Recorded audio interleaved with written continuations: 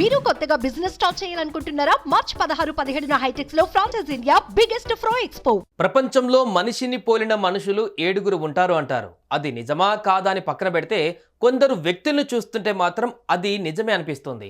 అయితే ఇప్పుడు టాలీవుడ్ మన్మధుడు అక్కినేని నాగార్జునను పోలిన వ్యక్తి ఉన్నాడని మీకు తెలుసా? అవును, మీరు విన్నది నిజమే.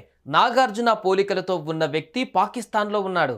ఉండడమే కాదు, నాగ్లా మేకప్ వేసుకుని యూట్యూబ్ వీడియోలు చేస్తూ నెలకు లక్షలు సంపాదిస్తున్నాడు. ఆయన ఎవరు? ఆయన కథ ఏంటో ఇప్పుడు చూద్దాం.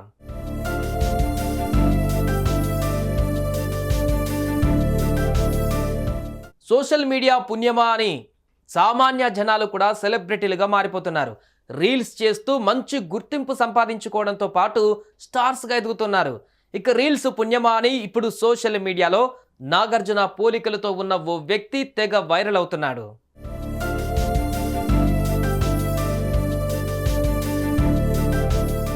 పాకిస్తాన్కు చెందిన జైన్ అక్మల్ ఖాన్ అలియాస్ షికారి మాస్ అనే వ్యక్తి టిక్టాక్ వీడియోలు చేసుకుంటూ ఉండేవాడు.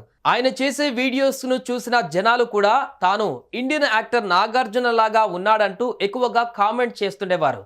అయితే అప్పటికి వరకు అతడికి నాగార్జున అంటే ఎవరో కూడా తెలియదట. ఇక నాగార్జున గురించి తెలుసుకున్న షికారి మాస్ తన లుక్స్ మార్చి మేకప్ వేసి నాగార్జున స్టైల్ను దించేశాడు. అలా రెడీ అయ్యి వీడియోలు చేయడం మొదలుపెట్టాడు. దీంతో మరింత ఫేమస్ అయ్యి ఇప్పుడు లక్షల్లో సంపాదిస్తున్నాడు.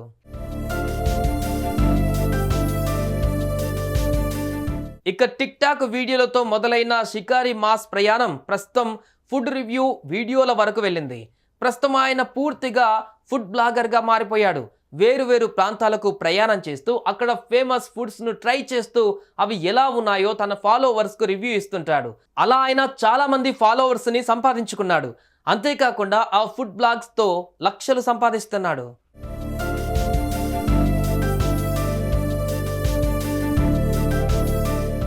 పాకిస్తాన్లో ఫుడ్ బ్లాగర్గా ఫేమ్ తెచ్చుకున్న అతడు తాజాగా ఓ ఇంటర్వ్యూలో మాట్లాడుతూ పలు ఆసక్తికరమైన విషయాలు చెప్పుకువచ్చాడు.